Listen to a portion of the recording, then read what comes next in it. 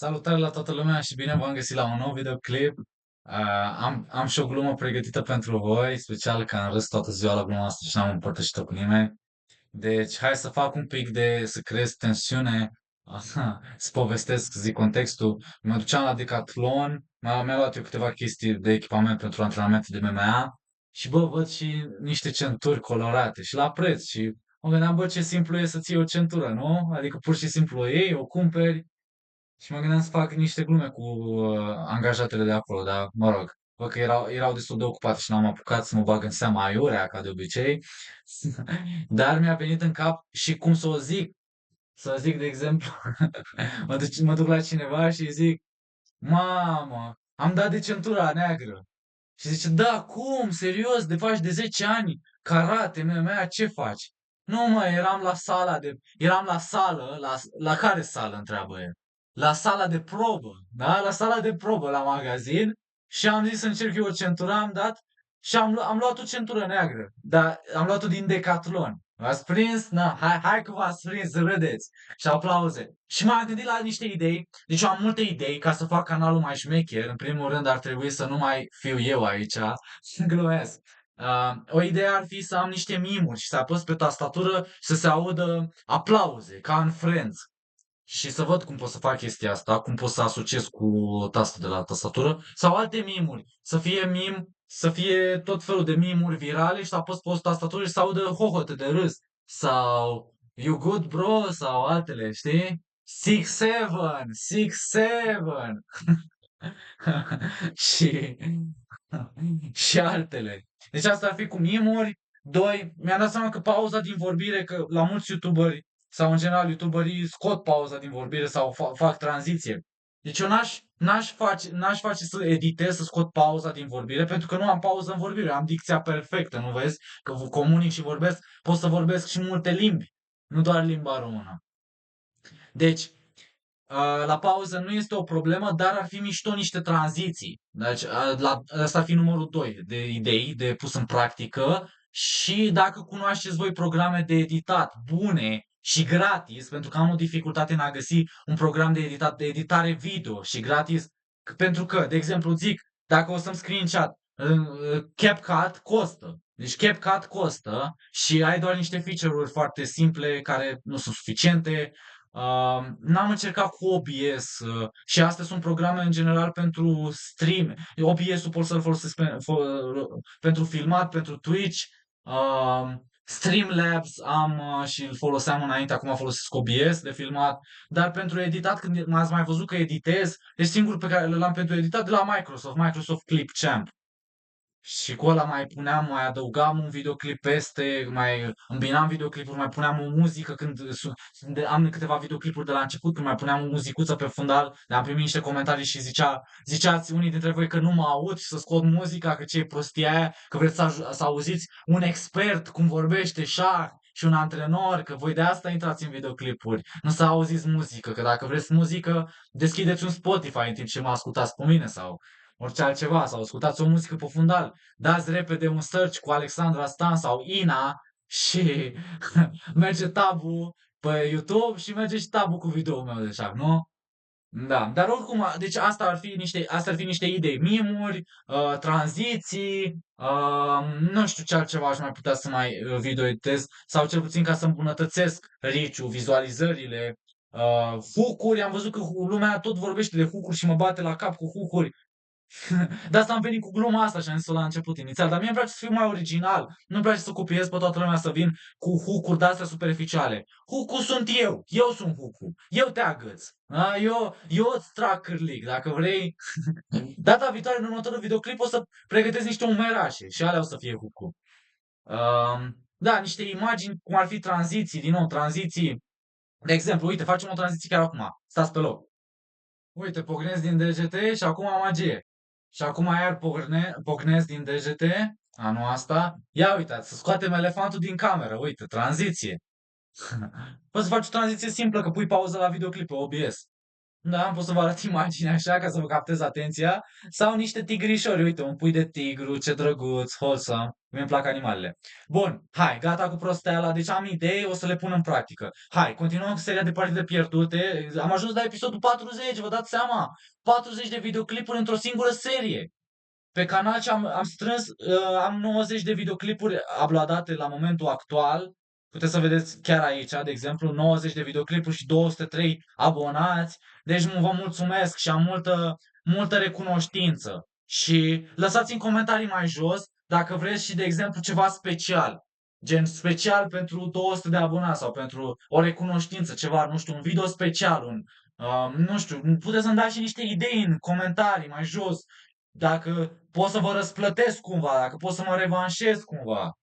În fine, ia să vedem. Deci aici avem o partidă pregătită, cum am jucat acum 2 ani de zile, în 2023 la Weekend Shahist Bucureștean numărul 52, împotriva unui domn pentru care am mare respect, domnul Niță Lucian, a nu se confunda cu domnul din Galați, cred, Niță sau Slobozia. Domnul Niță Lucian este în București, este din Târgoviște. În fine, este mai mare. Deci un domn care are și familie, are și copii. În fine, nu dau prea multe detalii, că nu este frumos, dar am respect și doar atât am de zis.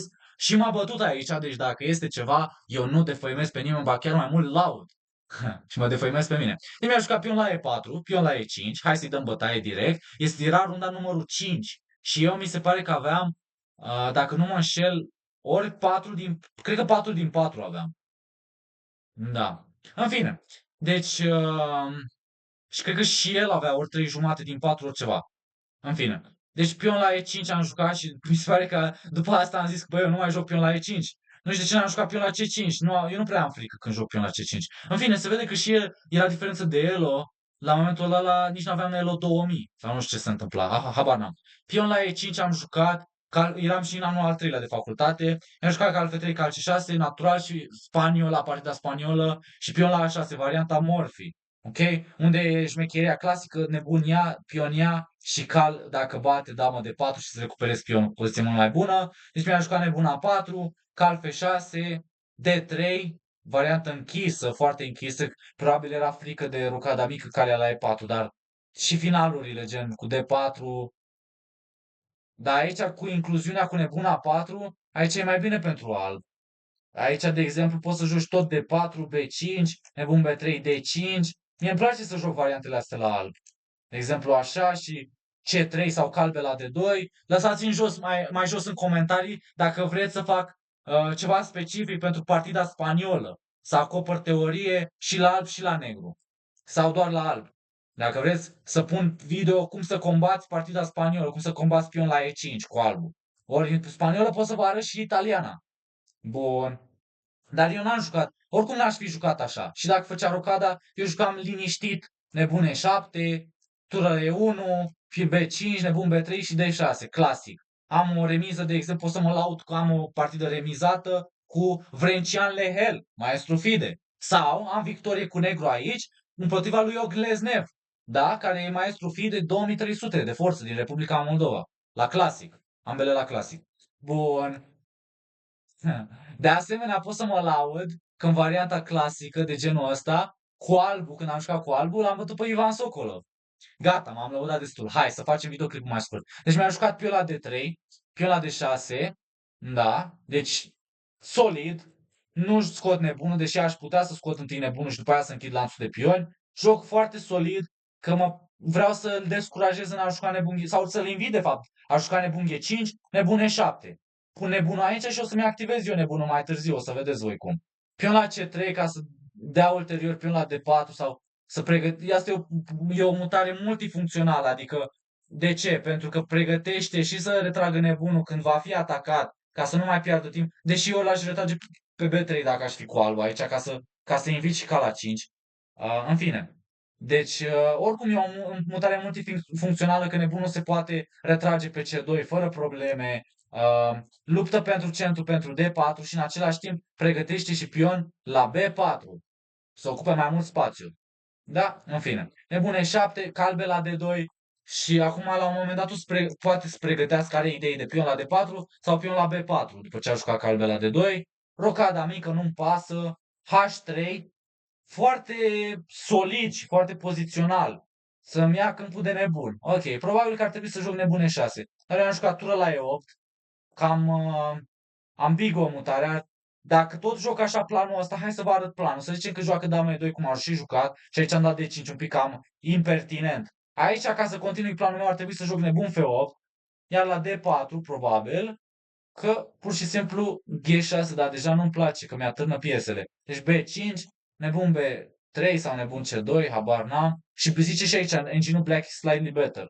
Aici cred că bat și G6.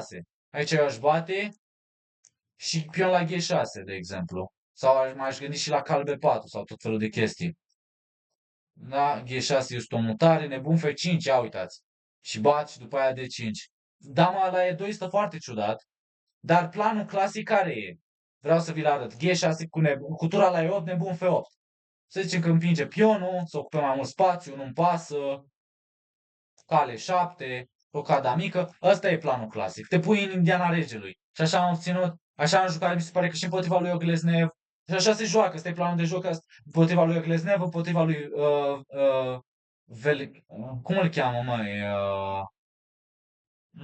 Da, dar am zis la începutul videoclipului, frate, nu Velikerean. Nu, uh, băi, îmi stă pe limbă. Hai că mi-aduc eu aminte. Las.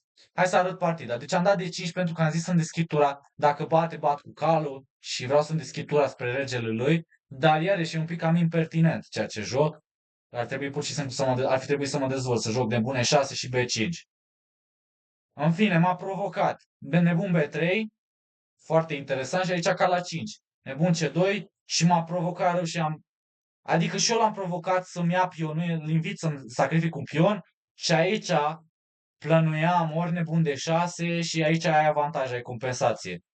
Că deja ai tura deschisă și vii înapoi cu piesele repede. Dar după nebun C2 aici ar trebui să mă retrag cu calul și dacă joacă nebun B3 nu mă mai duc înapoi pentru remiză. Cred că joc nebun E6 sau bat. Pot să joc H6 Că ideea e că vreau să joc nebun E6, dar mă enervează cal ghecili. Așadar H6, de exemplu, rocada mică, nebun E6 și negru are mai mult spațiu aici. Am pionii ăștia. Cum ați văzut, de exemplu, partida împotriva lui domnului Muntoiu Emanuel. Da? În fine. Și am jucat C5 foarte. Eu am zis că pot să obțin toți pionii și, de exemplu, dacă face rocada, cal C6 și nu știu de ce zice de position is equal, poate să iau ulterior. Aici poate trebuie să iei cu dama. Cred că bate pe E5.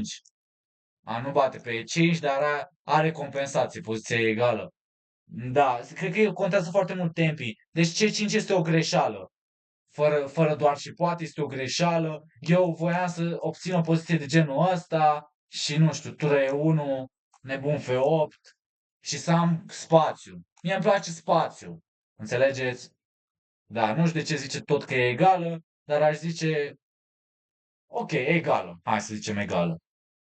Și aici aș vrea să zic egală. Dar el a acceptat sacrificiul de pion. După pion la C5, mi-a luat pionul din centru. Și am zis că e incredibil așa ceva. Pur și simplu dau nebunul la o parte și deschid tura, adică mă duc spre regele lui. Ar trebui să am compensație enormă.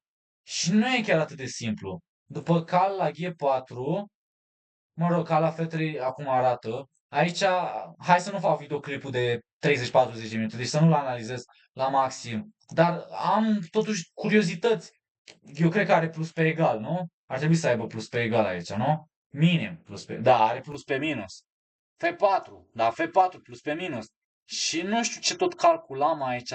D-a la E4, prima linie, D-a la E4, nebunia la E5. Deci îmi dă pionul înapoi. Dar dacă mi-l dă cal F3 și E5, vine peste tine bulldozer, nu?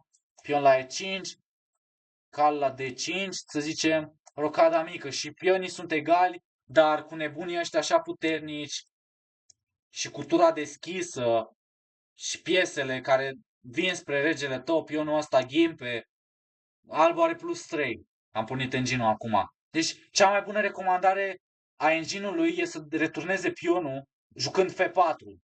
Și dacă bat direct, cred că tot rău este, că tot face rocada la cal F3, tură la E8 și nu mai ia Diferența este că dacă nu bat, nu-i deschid nebunul. Și rocada mică, măcar am un nebun F5 să încerc să mă baricadez. Tot are plus 1, nu înțelegeți greșit. După nebun G5, de exemplu, are plus 1,2. Deci, în fine, F4 plus pe minus, așa trebuia să joace. După cal G4 e a doua totuși. Cal F3 nu e bună, că am nebun F5, de exemplu. Și ar trebui să recuperez pionul, îmi imaginez. De exemplu, la cal H4 chiar încep să stau mai bine. De la E4 și după aia bat pe D3, nu? Sau ce se joacă? E la D3, a, și e legat, nu poate să bată cu dama. Am crezut că poate să bată cu dama. Deci fiindcă e legat, o să piardă dama. Bun. Altceva. Deci după de la E4 are negru plus 3. Și eu așa jucam la inițiativă. În fine, aici ar trebui să facă rocada și eu am crezut că recuperez pionul, dar nu, am 4 bătăi contra 4 apărări. Deci mă duc înapoi, negru are pion în, albul are pion în plus, C4 și cred că la un moment dat o să le recuperez cumva, dacă pot. E5, cal D7, damă D1, iau pionul ăsta, dar se simplifică mult poziția, recuperez pionul și egalitate. Asta dacă joacă cal E la F3, să se retragă. Dar el a ales a doua cea mai bună de engine. A, da, și apropo cum ar trebui să joc la F4, hai să vedem. Deci am nebune 6, nu trebuie să bat calul, foarte important. Da, deci de la E4 este prima, de la E4 s-a mai stabilizat. Ok, acum trebuie să bat calul, dar nu cu tura.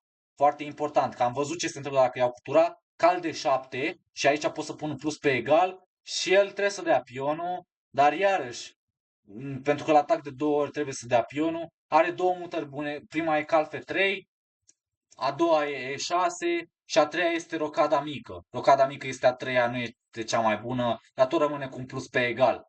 Dar văd că E6 și cal F3 se bat cap în cap. Că la E6 îmi strică pionii. Dar nu știu de ce e atât de bună E6. Vine cal F3 și iarăși atacă tura. Dar la cal F3 direct, calea la E5 trebuie să bată. Și acum dama H4 dacă nu vreau să pierd. Că aici are plus 2 după nebun F4 sau și rocada aici plus minus. Și, ca să învățați tactică și strategie, că după aia dă drumul la pion. De exemplu, tura se dă la o parte, dă drumul la pion, se deschide nebunul. Calul ăsta e prea în afara jocului, în toate variantele.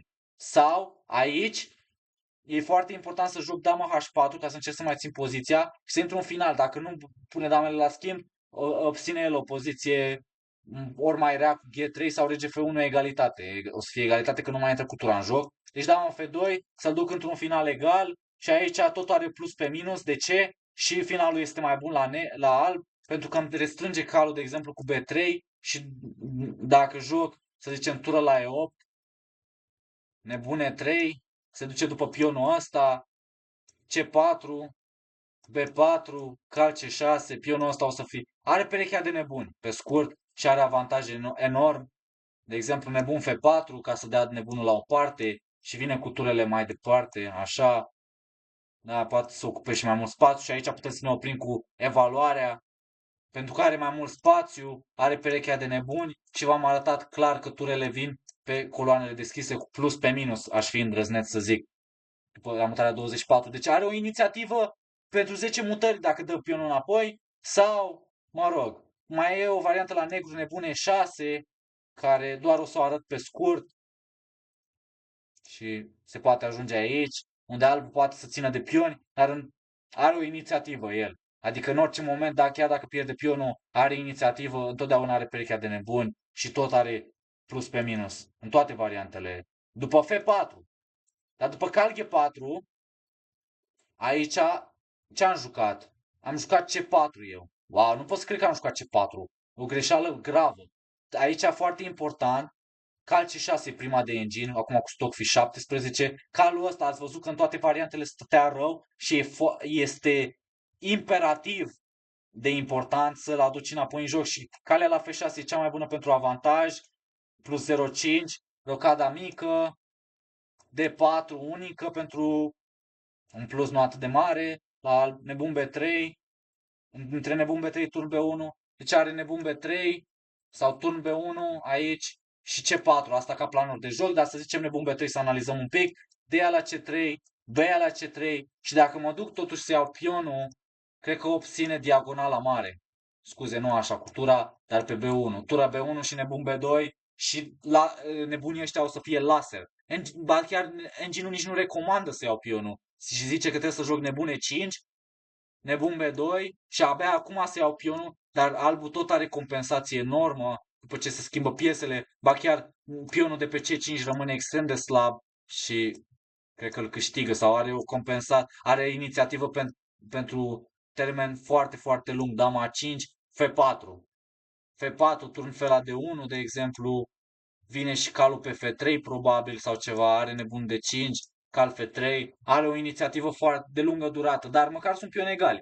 Deci, așa ar fi fost cel mai bine să joc, aș pune două semne de exclamare și cel mai bine pentru luptă și plus pe egal până aici, plus pe egal aici. Bun. Dar am jucat C4 și aici are plus 1,5, foarte corect, a bătut calul, plus 1,5.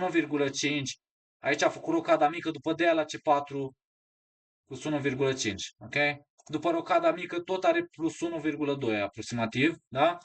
Damă G6 am jucat prea multe mutări cu aceeași piesă. Trebuia să joc B5, ok? Ca să lupt, măcar. În fine, damă G6, damă F3, foarte exact a jucat. Cal C6, abia acum am adus calul în joc, dar este mult prea târziu. D4, am zis că trebuie să vin și cu tura în joc, dar după nebun D7, a văzut că ea târnă nebunul și pur și simplu îl retrage. Deja are plus 2 aici. Deci și cal C6 este o inexactitate pentru că deja e vorba de tempi aici. Trebuia să joc B5, v-am arătat și așa s-ar duce poziția, dar tot stai extrem de rău și tot albul are plus 1,6 cel puțin. În fine, după, de exemplu, G3 și, na. Și are pion în plus. Și ține de pion. Bun. Da, și aici reușește să țină de pion și ține și de perechea de nebuni și ține și de atac la rege. Nebun B1 și are plus 3.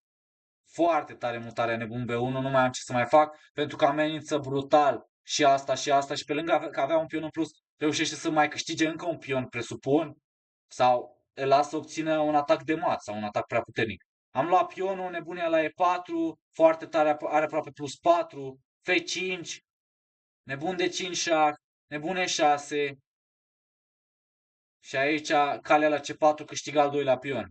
Da, cea mai bună mutare. Ca idee de referință, eu plănuiam niște șmecherii aici.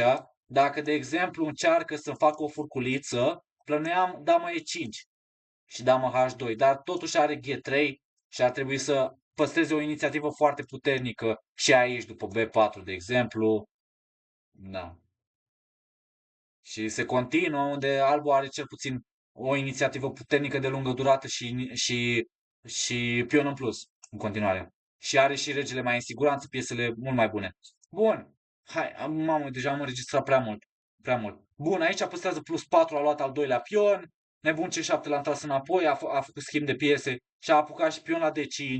Dar din fericire măcar nu mi-a piesa pe gratis. Pentru că după damă F7, dacă mi-a calul, iau și eu aici. Și asta s-a întâmplat. Dar mai câștigă încă un pion și are 3 pioni în plus. 3 pioni în plus. Și are plus 4 și crește avantajul. Turna B8 unică. Dar ia uitați ce pion aproape de avansare și pion aproape de transformare. Nebune 3. Deci foarte liniar, foarte frumos a jucat partida asta. Fără stres, nu mai mișc nimic aici. Damă B5 ca să încerc să eliberez tura, să iau pionul ăsta și am făcut un atac dublu. Deci unul din pionii îi recuperez și limitez avantajul la 2 pioni. Are 2 pioni în plus aici, dar tot are poziție mult mai bună. Dacă ar fi jucat, de exemplu, C4, iarăși dama E5 e bună, cu atac. Cel puțin îmi eliberez piesele. Poate să joace, desigur, G3 și trebuie să-mi aduc piesa înapoi și poate să schimbe nebunii, să pună nebunii la schimb. Dar mă duc înapoi și accept schimbul de nebuni, dar măcar încep să mă recoordonez piesele. De exemplu, damă C5, să zicem că se schimbă. Dar aici mi-a și pe F5 și e nasol. Poate să bată pe F5 și iarăși are 6 contra 3, 3 pioni în plus. Deci așa ar fi putut să aleagă să joace. De asemenea, pot să mai joc damă B4, care e și mai rea, care damă de 5. Da, deci probabil că C4 își recâștigă pionul al treilea, dar a jucat turna de 1 damă E5, damă D5, schimbă damele, obligatoriu. Și finalul are plus 4, are 2 pioni în plus. Nu-l are și pe al treilea, dar na, nici mult nu mai are până nu câștigă pe al treilea. Singurul plan al negrului, dacă reușești cumva să cu pionul ăsta să elimini doi pioni, poate după aia încerci să ții poziția, de exemplu, A5, A4, dar nu o să se întâmple niciodată să câștigi doi pioni cu un singur pion. Nici măcar să faci schimb ușor. Deci am încercat să retrag nebunul ca să nu permit o legătură, dar poate să se dubleze pur și simplu ceea ce a și făcut și am să vină cu tura. Eu, acum, de regulă, era mai bine dacă țineam nebunul aici și încercam A5, A4, sincer.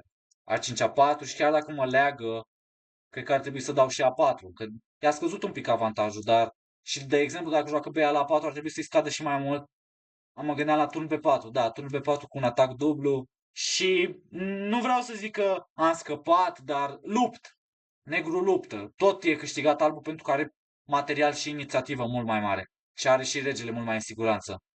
Deci, în fine, nebun B8, am jucat, s-a dublat, turne 2, am jucat cu ideea că dacă se infiltrează voiam să schimb și să am presiune în care mi-activez tura, deci mă lupt, turne la E7 să țin piesele pe tablă, dar după nebuna 3 nu pot să mai țin piesele pe tablă. Îmi ziceam că joacă nebun de 6 aici și după aia schimbă nebunii, bate și finalul e complet câștigat pentru că se simplifică și nu vreau să simplific.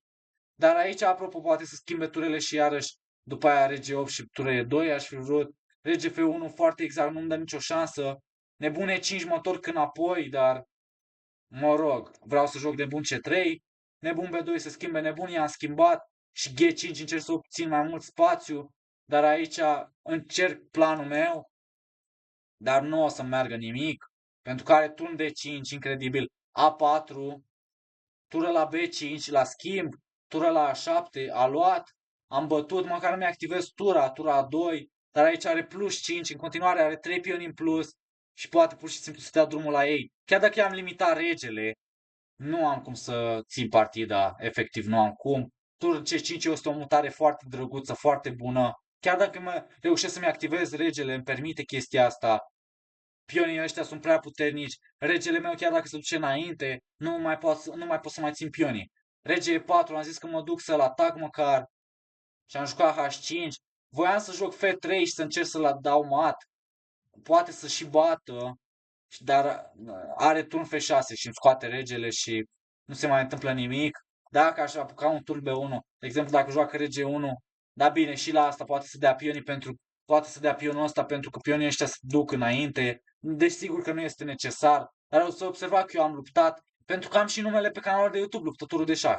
Ok, H5, tură la D6, tură la B5 am jucat, tură la D8, a văzut că poate să dea pionul ăsta și prin motive tactice pionul se duce la transformare. F3 am jucat până la urmă, cheia la F3, amenis tură B1, dar nu este nimic. Aici B7 a jucat și dacă îi luam pe B7, ce juca? Turn... Nu știu de ce, stai, nu cred că a jucat așa. În fine, că aici pot să bat pionul. Nu-mi imaginez să... ba nu, n-am bătut. Dar nu știu de ce n-am luat. Cred că i-a scăzut de la plus 7 cât avea, de la plus 10 și C6 se vede clar de la o poștă. După asta are C7 și C8 următoarea. Deci nu știu, parcă s-a panicat, vedeți? Dar asta e bine să lupți. B7 și nu știu de ce n-am luat pionul. Adică nu văd concret. C6... Nu văd câștigul imediat. La rege 2 mă duc înapoi, mi-a dat un pion pe degeaba. La turn H8, cred că ideea e turn H8 să joace. Dar întotdeauna aș da pionul H5 pentru asta. Aș juca și rege F3 aici, ca să dau pionul pentru mat. Dar nu o să-mi ia pionul, o să joace asta și repetăm, poate facem remiză. Dacă se duce pe partea asta, șah deja are plus 3 de-abia. Și are doar 2 pioni în plus. Am regele foarte activ. Dar nu știu de ce nu i-am luat nu știu de ce nu i-am luat pe B7. Așa s-a jucat, se pare. Și o să pun o mutare greșită și asta o să pun gafă. Cred că l-am lăsat pur și simplu să mă dea mat, să facă damă, șah și după rege G2 am cedat. Nu știu la ce mă așteptam. Am jucat, cred că deja renunțasem la partidă. Sau n-am văzut turea la D7, la B7, habar n-am. În fine, sau poate a jucat până la urmă. Până la urmă poate a jucat C6. Dacă se uită la videoclip poate să-mi zică. Că știu că a transformat în damă, nu mai știu exact dacă a jucat așa. Dacă se uită la videoclip, poate să-mi zică, pentru că asta mi se pare, e câștig imediat. Nu ai cum să oprești dama, decât dacă dai tura. Bun, și cam asta e videoclipul. Deci ce reținem după partida asta? Ați observat că am luptat până la mutare 58, chiar dacă eram pierdut din deschidere. Apropo. Deci, ce reținem? Important. Să nu dai pioni aiurea. Da? Deci, nu joci. Aici merge să dai pionul, cred.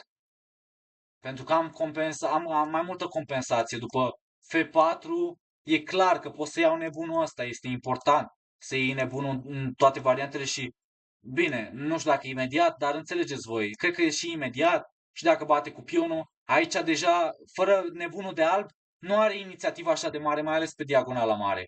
Și, na, pot să iau calul odată sau întâi bat pionul, bătaie și acum mai iau. Asta e altceva. Nici nu mai are cal F3, că ea târnă. Și nu mai are nebunul aici că se apere pionul. Deci este foarte important aici și aici negru are chiar avantaj. Da? Deci foarte importantă ordinea de mutări. Deci aici mergea sacrificiul de pion, dar foarte important, lecție, ne întoarcem înapoi cu calul. Da? Bun. Deci dacă pierzi pionul, important e să obții compensație măcar. Adică nu C4, tragi calul înapoi. Tragi cal C6 înapoi. Da? Și aici mai joci ceva, mai încerci chestiile astea. Și are plus 0,4, dar nu are plus 3. Nu are plus 3. Da? Și nici damă G6 nu e bun. Aici are plus 1,5, v-am zis. Da? După ce face rocada, are pion în plus. Aici, strategic vorbind, eu trebuie să îmi retrag calul și trebuie să joc B5. Foarte important. Că să-mi apără structura de pioni. Dar presupun că poate să joace și D4 și iarăși amenință E5. Întotdeauna când bate cu calul sau cu nebunul. Da? Și iarăși e câștigat. În fine, lupți. Numărul 3.3, foarte important, lupți. Nu cedezi. Lupți și 58 de mutări dacă e nevoie, chiar de când ești pierdut. Observați cum am luptat, mai bine sau mai rău, am luptat, în fine. Am pierdut. Sigur că am pierdut, stăteam mai rău. Dar n-am cedat, nu am renunțat, nu am fost victimă, nu am fost un plângăcios, mi-am activat ura, sunt pierdut, sigur că are plus 5, dar lupt. Încerc să caut compensație, lupt. Da? Încerc să-i pun probleme. Chiar și cu 2 pioni, chiar și cu 3 pioni în minus. Chiar și cu 3 pioni în minus. Încerc să-i pun probleme. Am 3 pioni în minus. Da, în fine. Da, și aici a câștigat. Cred că C6 a jucat și în fine. Bun, cam asta a fost partida. Mi se pare că n-am mai luat premiu sau am luat locul 5 după partida asta din turneu.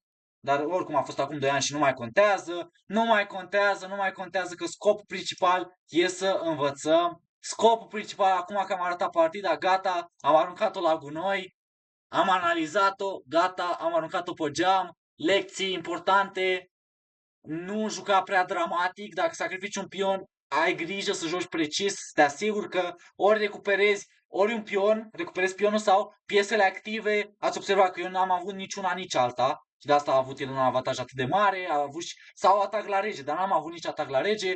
Deci, dacă e să reținem ceva foarte important, joacă mai stabil, mai echilibrat, răbdare. Ai răbdare și luptă. Ai răbdare și luptă, joacă atent, concentrează-te. Bun? Și cam atâta de la mine pentru ziua de astăzi. Sper că v-a plăcut. Dacă v-a plăcut, ca de obicei, dacă nu sunteți abonați, dacă sunteți noi pe canal, sigur că puteți să mă ajutați, așa puteți să mă susțineți. Abonați-vă pentru că încerc să răspândeți șaful la mai multe persoane și să-l popularizez și sigur că încerc să cresc și canalul de YouTube. Deci vedem ce iese din chestiile astea.